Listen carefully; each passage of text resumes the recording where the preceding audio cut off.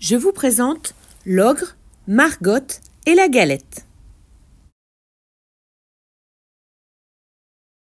La page titre: L'ogre, Margotte et la galette de Catherine Tamin et Marjorie Béal. Il était une fois un ogre, un très gros ogre, un très gros ogre. Il dévorait absolument tout sur son passage, vaches, moutons ou cerises, tout y passait. Son appétit n'avait pas de limite. Un jour qu'il avait déjà mangé une dizaine de brouettes, il se trouva nez à nez avec une petite fille. C'était Margotte la rigolote. « J'ai un petit creux, tu vas être mon 4 heures. » Il s'apprêtait à l'engloutir, mais celle-ci le stoppa net. « Patouche, je connais un bien meilleur goûter. As-tu déjà mangé de la galette ?»« C'est quoi une galette ?»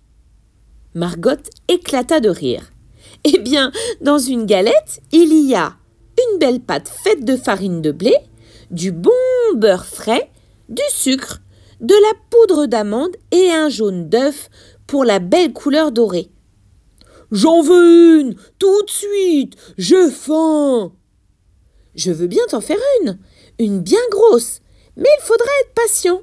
Tu dois d'abord aller chercher tous les ingrédients. » Le jour même, tout fier, l'ogre apporta un meunier et son âne chargés d'un énorme sac de farine. Puis, il déposa une vache, une baratte et une crémière pour obtenir une belle motte de beurre frais.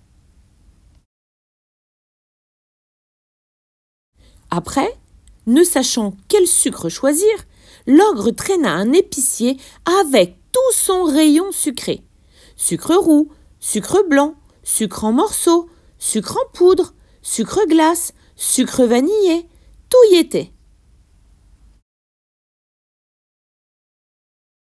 Pour finir, il arracha d'une main un bel amandier et de l'autre le perchoir du poulailler avec une poule blanche, une poule noire et une poule rousse. Enfin, tous les ingrédients réunis, Margotte se mit au travail. Elle prépara une bonne pâte avec la farine et le beurre, une crème d'amande sucrée pour fourrer la galette, sans oublier de badigeonner le tout avec le jaune d'un œuf, 2 poules rousses. L'ogre essaya bien de fourrer son gros doigt dans la pâte, mais il reçut un coup de cuillère en bois avant d'avoir pu y goûter. « On l'a fait cuire, on l'a fait cuire !»« Mais non, il faut encore tracer un quadrillage avec un petit couteau. »« Dans le four, dans le four !»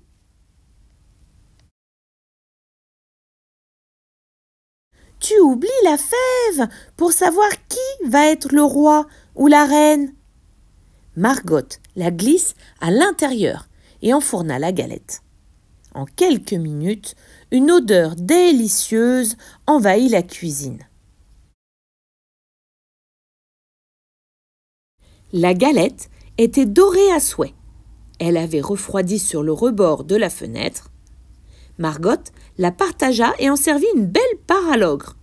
Attablé, il bavait d'envie impatient. Il s'apprêtait à l'avaler d'un coup, mais Margotte le retint. « Non, tu dois savourer chaque bouchée. » Alors, l'ogre croqua le délicieux goûter. Il fit lentement fondre la première bouchée et se dépêcha d'engloutir le reste avant que Margotte ne puisse réagir.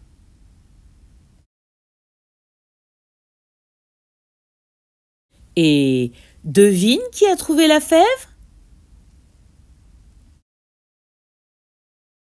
C'était l'ogre, Margotte et la galette dans la maternelle magique de Sandrine. N'hésitez pas à vous abonner à ma chaîne pour plus d'histoires, de comptines chansons et d'activités en maternelle.